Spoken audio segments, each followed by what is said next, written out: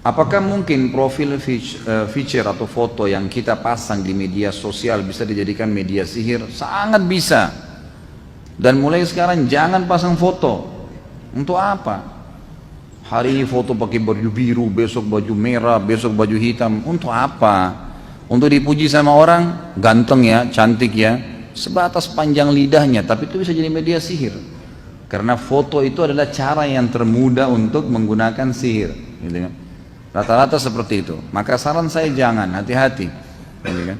Kalau darurat di KTP, di SIM, masalah lah, gitu kan? Di ijazah, ini diperlukan. Jadi nggak usah terlalu banyak pamer sana sini, nggak perlu, gitu kan?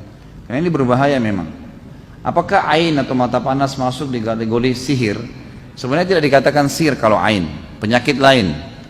Karena sihir memang adanya interaksi antara si jin sama manusia menggunakan ilmu yang namanya sihir.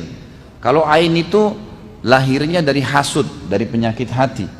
Kata Nabi SAW dalam hadis sahih, inna lil aini lal haq, mata panas itu benar terjadi. Masa panas ini kalau ada orang yang terbiasa hatinya hasud, iri terus dengan orang. Kalau orang punya mobil, dia yang merasa terbebani, seakan-akan beban mobil yang 1 ton itu beban di pundaknya. Orang beli AC, dia yang kedinginan, gitu kan. Orang beli kulkas, dia yang kesakitan. Gimana? Tidak ada hubungannya sama dia. Terbiasa hasud. Allah kasih orang anak lucu, anaknya tidak, oh dia hasud lagi. Ini berbahaya. Kalau dibiarkan dalam hati, dia bisa berpengaruh kepada penglihatan mata. Jadi kalau setiap dia lihat sesuatu itu bisa merusaknya. Makanya pernah ada sahabat yang lagi mandi, kebetulan sahabat ini punya fisik yang Masya Allah, kulitnya putih bersih, orangnya gagah sekali. Dan zaman dulu orang, maaf, tidak punya WC atau kamar mandi di rumah. Mereka kalau mau mandi atau ke WC, termasuk Nabi SAW, itu ke padang pasir, gitu kan. Lokasi padang pasir, mereka ke sana, lalu mereka tutup dengan pelapa-pelapa kurma, lalu kemudian mereka menyelesaikan hajatnya di situ. Memang zaman dulu mereka tidak punya sistem, dan alhamdulillah kita sekarang sudah ada dalam rumah, gitu kan. Itu dulu di luar rumah. Maka ada seorang sahabat lagi mandi dan orang ini punya kelebihan fisik. Lewatlah sahabat yang lain yang punya penyakit ain nih, suka hasud dengan orang.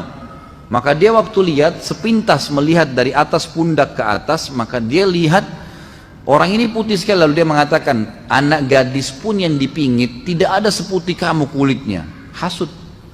Tiba-tiba orang yang mandi tersebut pingsan, jatuh. Maka sampailah berita kepada Nabi SAW. Kata Nabi SAW, siapa tadi yang melihatnya orang ini waktu lagi mandi? Dikatakan si fulan, dipanggil oleh Nabi SAW. Kata Nabi, halla barakta, tidakkah kau mengatakan Masya Allah, tabarakallah, ini dengan kelebihan yang Allah kasih, semoga Allah berkahi. Maka orang itu pun terdiam. Lalu kata Nabi SAW, berwudulah. Disuruh wudu, lalu air wudunya disiramkan ke orang yang kena ain tadi, gitu kan. Waktu kena air, maka dia bangun tiba-tiba. Nah ini ain, dia menyerupai sihir tapi sebenarnya bukan sihir, dia bukan sihir, dia memang karena hasud seseorang. Dan cara pengobatannya juga dengan ruqyah. Ain juga di ruqyah, dibacain ayat.